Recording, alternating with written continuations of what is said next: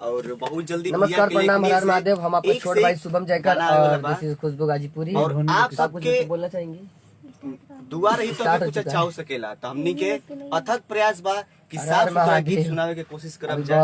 बस अब देवी गीत आ रहल बाटे, हमनी के आप सब खूब आशीर्वाद दीजिए। और हमारे सिंगर राजा बिहारी जी की आवाज में भी मेरा लिखा हुआ बहुत अच्छा गाना हम लोग का मतलब डमी हो चुका है। अच्छा नहीं है, आप सुन के बताइएगा अच्छा है कि नहीं। और बहुत जल्दी आप लोग के बीच आने वाला है कुछ अलग, कुछ हटके। बात कराते हैं तो देखते हैं और भैया जी से मिलाते हैं। आए भाई लोग, सब लोग को पैर छू के प्रणाम करते हैं। हम गायक राजा बिहारी, भाई के प्यार आशीर्वाद हमेशा मिलेला हमरा के ना बोले। और इस गाने को सजाए हैं हमारे भैया राइटर साहब। सभी लोग भाई लोग के प्रणाम बटे। हम राइटर राहुल सनी। बहुत जल्द बहुत प्यारा गाना बटे शुभम जयकर जी के भाई की आवाज में और खुशबू गाजीपुरी जी की आवाज में। बहुत प्यारा गा देवी गीत गाना होता है। एमसीएफ म्यूजिक चैनल से माँ चंडी स्टूडियो से गाना का रिकॉर्डिंग हुई। तो आप लोग भाई के ढेर सारा प्यार दुलार दे जा। जितने भाई के टिकटॉक जितना गाना के आप लोग प्यार दुलार दे नहीं जा।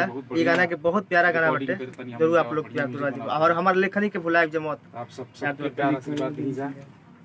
हम लोग के बहुत बड़े बड़े भैया लोग सब्सक्राइब करके बोलू ऐसा सिचुएशन छोटे भाई को आप लोग जितना प्यार दे रहे थे, अभी दे रहे हैं, उससे कई गुना ज्यादा प्यार अभी भाई को चाहिए।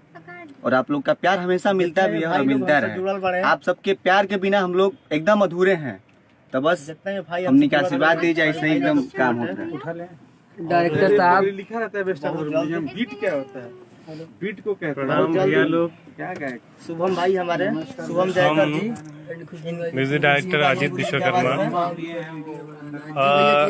हमारे छोट भाई शुभम जयकर और खुशबू गाजीपुरी भाई की आवाज में संगीत की दुनिया में कदम रख रहे हैं। देवी गीत की आवाज तो आप सब प्यार आशीर्वाद बहुत जल्द आप लोग के बीच में सुनने की मिली। दोनों बच्चों के ऊपर बनाए रखिएगा। जैसे आप प्यार दुलार दे रहे हैं, और आगे भी देते रहिए। ये कामना बटे कि जितना भाई की आशा है कि आप लोग देते रहेंगे जरूर, क्योंकि भाई बच्चे में लगन है, काफी अच्छा करते हैं और अच्छा करना चाहते हैं। हमारा राइटिंग क्वेश्चन बटे, हमारा लेखनी क्वेश्चन आप लोग जरूर सब बहुत बढ़िया, बहुत बढ़िया, बहुत खतरनाक, बहुत भाई से मिल कितना खुश। जी भैया, शुभम भैया से बात कराते हैं, पूछ लीजिएगा उनसे। स्पीकर ही में से है आपका। और हमारा लिखल गाना एगो लड़की की सरकी से दीपक लाल यादव जी ने गाया है।